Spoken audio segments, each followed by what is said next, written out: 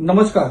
હાલ હમણાં બજેટ સત્ર ચાલુ હોવાથી અમે બધા દિલ્હીમાં સાંસદો છે અને કાલે ન્યૂઝના માધ્યમથી અમારા કાર્યકરોના માધ્યમથી અમને જાણવા મળ્યું કે ડાંગ સ્વરાજ આશ્રમમાં એક બાળકી સાથે દુષ્કર્મની ઘટના સામે આવી.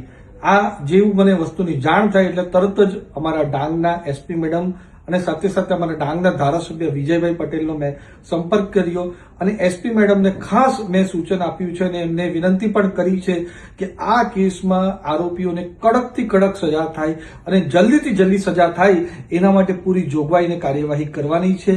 આમાં કોઈ પણ જાતની બાંધછોડ અમે ચલાવી લેવામાં આવશે નહીં. અમારી પોલીસ ટીમ, અમારી રાજ્ય સરકાર અને કેન્દ્ર સરકાર મળીને આરોપીને કડકથી કડક સજા થાય એના માટે પૂરી તૈયારી કરી રહ્યા છે.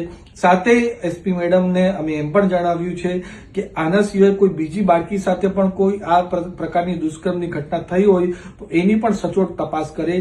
આ કેસની અંદર તરત જ એમણે પોસ્કોનો પણ ગુનો દાખલ કર્યો છે, સાથે એટ્રોસિટીનો પણ ગુનો નવી બીએનએસની કલમના તહેત એમણે દાખલ કર્યો છે. મારા ડાંગના ધારાસભ્ય વિજયભાઈ પટેલને પણ આ વસ્તુની જાણ કરી છે અને વિજયભાઈ આમની જે પરિવાર છે એમને પણ મળ્યા છે અને સાથે સાથે પોલીસને પણ સાથે સંકલનમાં રહીને આ કેસમાં જલ્દીથી જલ્દી સચોટ ન્યાય મળે બાળકીને એના માટે પૂરો પ્રયાસ અમે બધા સાથે મળીને કરવાના છે. ધન્યવાદ.